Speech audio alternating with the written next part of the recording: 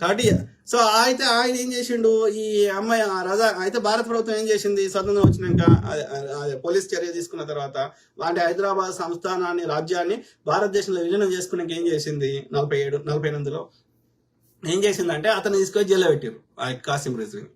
పెట్టితే ఆ యొక్క ఒక 10 ఇయర్స్ అనుకుంటా 10 ఇయర్స్ జైల్లో పెట్టినాక ఒక కండిషన్ మీద అతన్ని రిలీజ్ చేశారు. ఏంటంటే నువ్వు ఈ దేశం వదిలి వెళ్ళిపోవాలి, పాకిస్తాన్ వెళ్ళిపోవాలి అంటే ఆ విధంగా వెళ్ళిపోయేటప్పుడు ఆ యొక్క 48 పెడితే 57 ఆయన పాకిస్తాన్ వెళ్ళిపోయే కంటే ముందు ఆ మిగిలిపోయిన ఆ పార్టీను ఆ రిజిస్ట్రేషన్ ఏదో ఆ ఎంఐఎం పార్టీని ఈ ఓవైసీ ఉన్నాడు కదా, ఈ ఓవైసీ వాళ్ళ తాతను ముత్తాతను ఒక తాత ఓకే అంటే సలావుద్దీన్ ఓవైసీ వాళ్ళ డాడీ అనుకుంటా.